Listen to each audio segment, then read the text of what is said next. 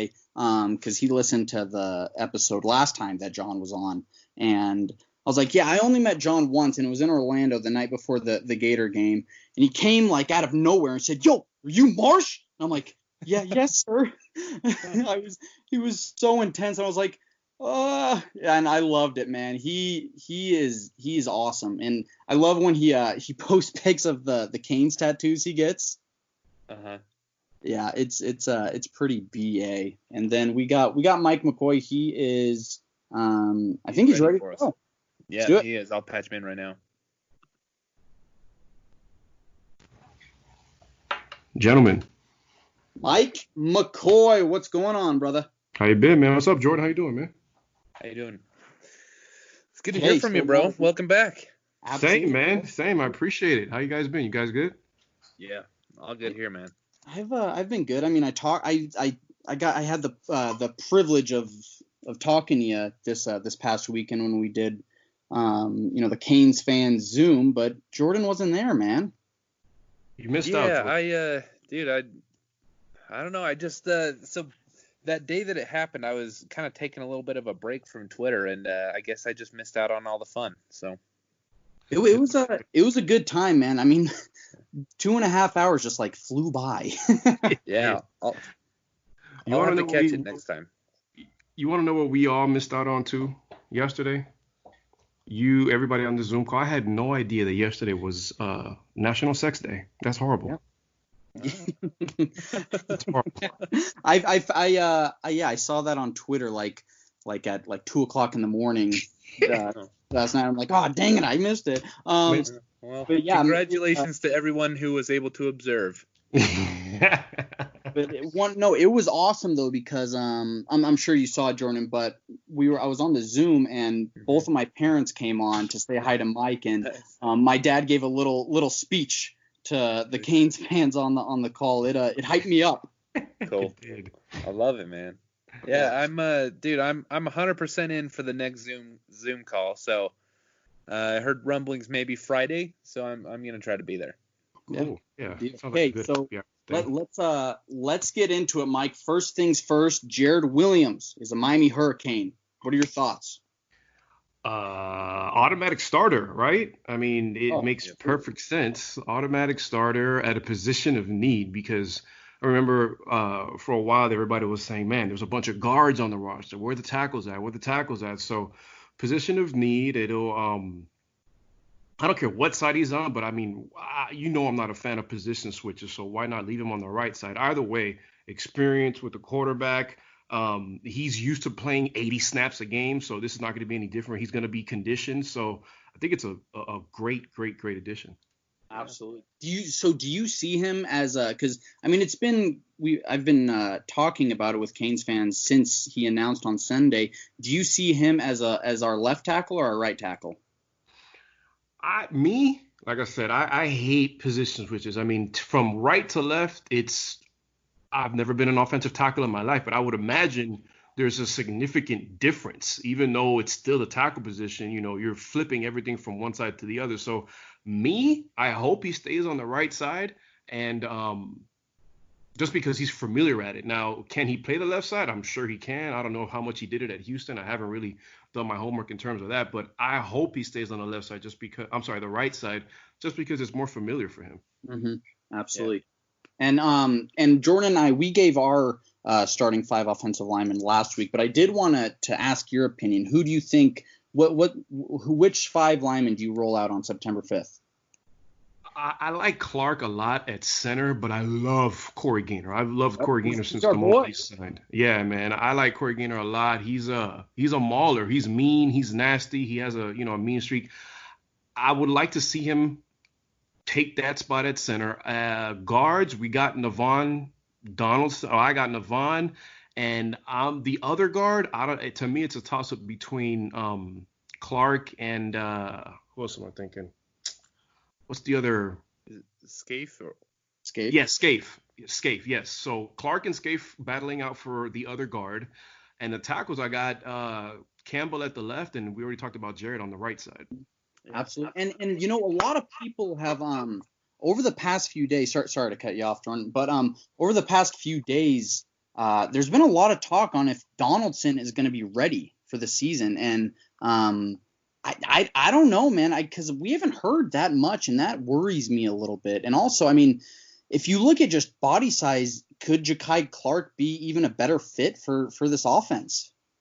Well, we know that this offense, you're going to have to be athletic. You're going to have to be nimble enough. And I'm talking strictly offensive line. So we all know that these guys are going to be having to move and be conditioned pretty much. And that's kind of, I don't want to say the knock on Vaughn, but he could stand to lose a few pounds. So if that's what the talk has been on Twitter in terms of him not being ready because of conditioning, I'm sorry, but I happen to think that the strength and conditioning department and coaches will have that down to where it needs to be. Clark, if you look at body size and, in terms of conditioning, yeah, because he's, not 360 or 50, however much he weighs pounds, but we'll see, man. I think that, the more the merrier. Everybody's going to want to play in this offense.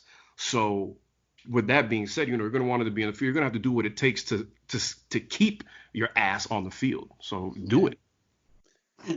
Yeah, well, so I was curious, what's your take on Zion? I noticed he's not a lot of people are throwing him into the mix to start at tackle again. I thought he improved quite a bit towards the end of the year, and I think he was inherently disadvantaged in the fact that he got to campus and was he an early enrollee last year? Was he January or was he May? I think he got there in January. Okay, him and Jeremiah Payton were the only two early enrollees, I think. Okay. Yeah. So he, the guy only has 8.5 months to put on, what do you put on, like 60 or 80 pounds or something like that, and then start against one of the best defensive lines in the country. So he was at an inherent disadvantage. I don't know if you guys have ever gained even close to that much weight within a year's time. I gained like 30 pounds in like a 9-month span. It wasn't good weight. But let me tell you, that it takes a toll on your body. It makes your knees and your ankles hurt, and it's just weird. You know what I mean? So I don't want to count out Zion just yet. I think he was just so disadvantaged last season. I really would not be surprised to see him. I don't think we've heard everything from him yet. I really could see him end up having a good career here at Miami. And if I may, I also think that I think Jarrid Williams coming.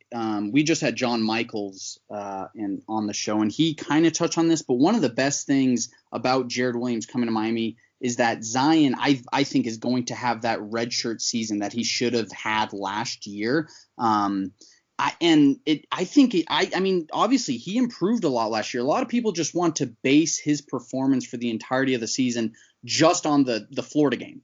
Right. But I mean, you look at, especially like post Virginia Tech, I mean, Zion Nelson was improved a lot, and I really, really like Ja'Kai Clark, and it's just interesting how those two are going to be. I think Ja'Kai Clark, not next year, but the year after, is our starting center instead of Gainer. But it's going to be interesting with this offensive line moving forward, especially with with McLaughlin and Seymour and Ryan Rodriguez and Isaiah Walker. So it's not a bad problem to have.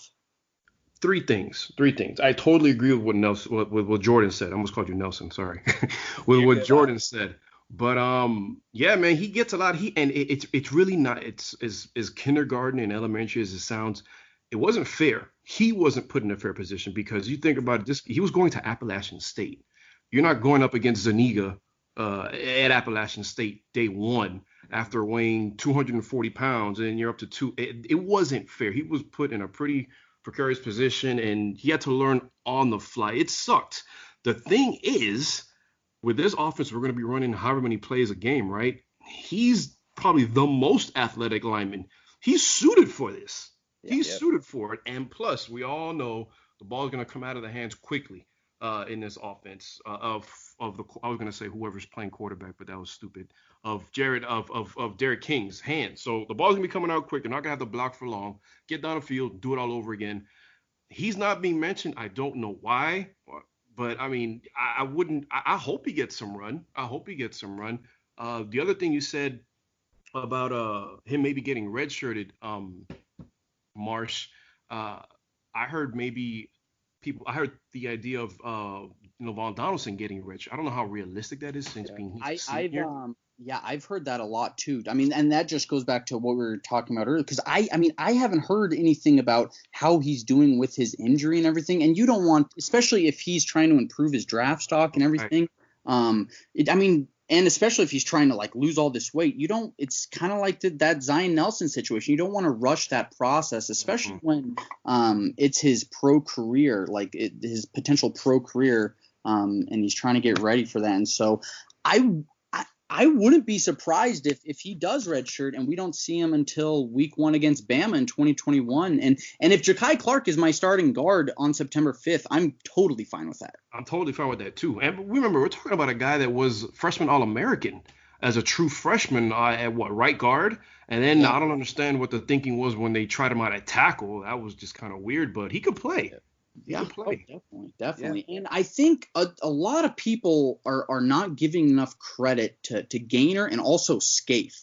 I think Scaife is a very, very solid offensive lineman, and he's been thrown like in every single position.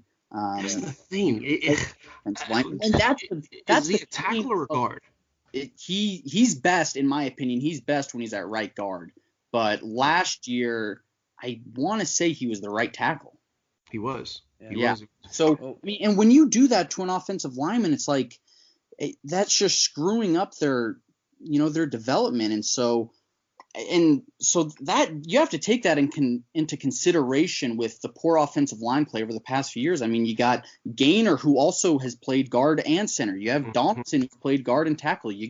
And I think Donaldson was our center like during spring ball last year. That's crazy.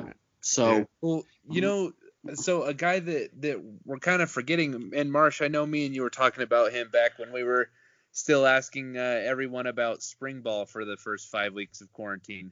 But Osman Traore, or I don't know if that's how you say his name.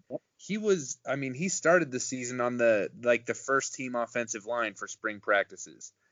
So he's a guy that could, slip into that guard spot if we're having issues with Donaldson's health. Or, we decide that Clark needs to take a red shirt or something like that. We do have more options. There's just some guys that are kind of being left out of the conversation right now. Cleveland Reed is another guy that nobody's talking about. And if I'm not mistaken, it was a big-time fight between the Gators and the Canes for his services. We obviously knew who won out, but that was a 4-star kid coming out. He's another name that needs to be thrown around. So, I mean, it's options. There's options there, man. Was it between Miami and Florida for him coming out of high school, or him for which school he would go to after he hit the portal? No, I believe coming out of high school, it was a Florida-Miami battle. Well, and I think a lot of people I think a lot of people forget that Cleveland Reed is back on the roster. And you and I, we talked about this on the Zoom call the other night. Right. That's an interesting situation because we're trying to fix this culture and should we bring this guy back? I mean, we already did. So you have to think if he came back, but Brian Hightower did not, you have to think, Cleveland Reed leaving in the first place, there had to be some legitimacy to it. Somebody said it. I think it was Brad maybe on the Zoom call that, yes, every situation is different. It's just this is where it's tough as a coach because bend a little. You can't break the rules, but where do you draw the line? And that's hard. That's hard to do because how do you determine what's fair and what's not? Honestly, I think it'd be harder from a PR standpoint for the fans because, you got to remember, like, these are 18, 19, 20-year-old kids. And Manny has, I would assume in a lot of cases, he has an inside scoop on their personal life. Right. A lot of people were just throwing shade at Tate Martell and I don't know Tate and I can't speak to his personal situation, but I think at some point you just have to trust the coach that they probably sat down and Manny asked Tate what was going on and he was satisfied with Tate's answer, because at the end of the day, Tate is 20 years old. So that's a very, very good point, Jordan. Yeah. Think about how hard life is as a 20-year-old. It's even if it's smaller things, dealing with family and with the pressures of school and living on your own for the first time, like it's not a very emotionally stable time in most people's life.